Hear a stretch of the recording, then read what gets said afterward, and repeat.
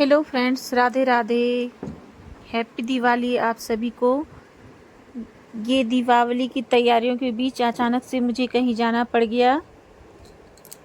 ये बहुत थकान हो गई सफ़र में।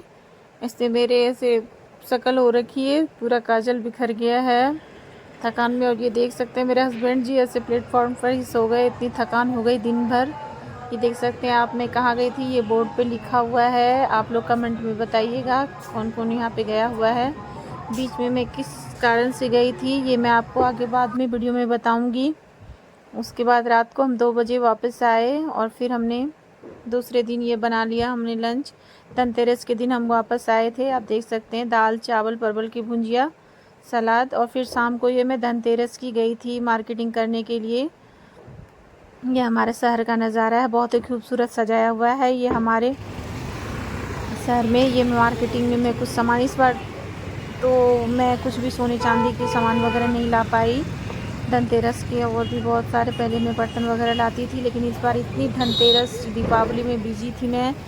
एक दिन पहले मैं अपने शहर से बाहर गई भी थी, फिर मैं आ गई मार्केटिंग से वापस। और इतनी थकान हो रही थी, रात को 2 बजे वापस आई थी मैं।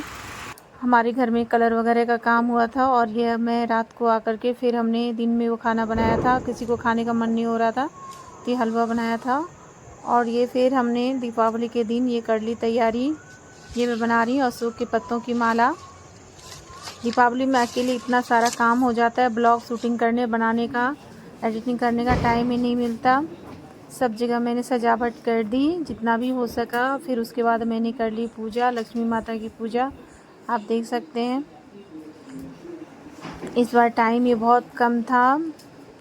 दीपावली में कलर वगैरह हुए थे जिस कारण से पूरा घर बिखरा पड़ा था। सभी सामान वगैरह समेटते हुए सब करते हुए फिर हमने ये लाइटिंग वगैरह भी लगा रखी थी बाहर। और इस बीच मुझे अपने शहर से बाहर जाना पड़ा।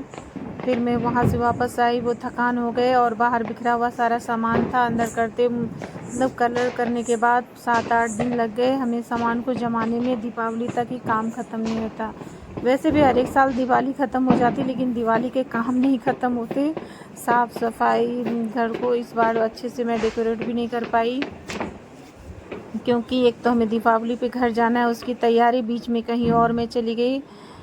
एक दिन पूरा दिन भर सुबह 5 बजे गई, रात को 2 बजे तक वापस आई। वो दिन भी ऐसे ही बीत गया हमारा। तो फिर धनतेरस के दिन सुबह वापस आई और ये हमारे बच्चे देख सकते हैं पटाखे फोड़ रहे हैं।